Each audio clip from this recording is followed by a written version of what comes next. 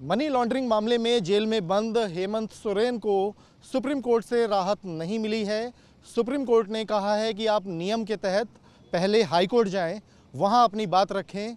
और आज की सुनवाई में जब हेमंत सोरेन की ओर से वरिष्ठ वकील कपिल सिब्बल और अभिषेक मनु सिंघवी पेश हुए तो उन्होंने दलील यही दी कि हम हाई कोर्ट इसलिए नहीं गए कि ये राजनीति से प्रेरित मामला है, इस वजह से ये गिरफ्तारी हुई है और सुप्रीम कोर्ट से एक संदेश जाना चाहिए कि ईडी की शक्तियों का दुरुपयोग ना हो। सुप्रीम कोर्ट ने कहा कि आप ये दलीलें हाई कोर्ट के सामने भी रखें।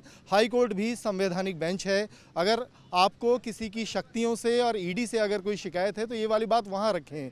एक नियम है, एक प्रोसेस है, उसका पालन करें।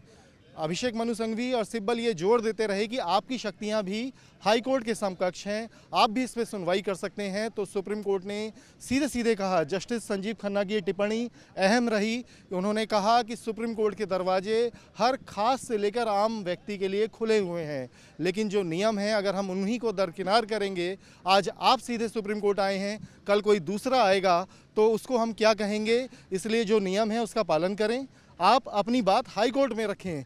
हम जो मेरिट की बात है जिस पे सिब्बल और सिंघवी दलीलें दे रहे थे, सुप्रीम कोर्ट ने कहा कि ये दलीलें तब मायने रखेंगी जब आप नियम से आएंगे। तो बेहतर है इन दलीलों के साथ आप हाई कोर्ट जाएं, वहाँ अपनी बात रखें, जिसके बाद ये मामला अब हाई कोर्ट में ही जाएगा।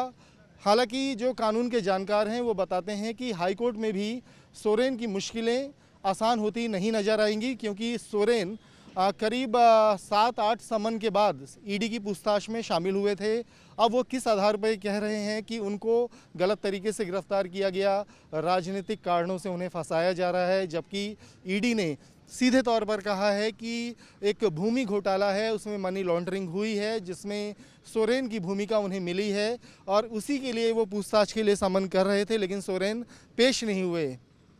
यहाँ ये भी बता दें कि सोरेन एक समय में ईडी के समन के खिलाफ भी सुप्रीम कोर्ट आए थे, तब भी सुप्रीम कोर्ट ने उन्हें ये सलाह दी थी कि आप हाई कोर्ट जाकर अपनी दलीलें रखें।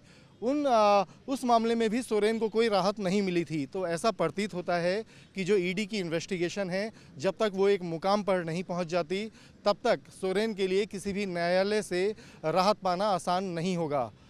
वीडियो जर्नलिस्ट मुकेश झा के साथ अवनीश चौधरी, न्यूज़ नेशन दिल्ली।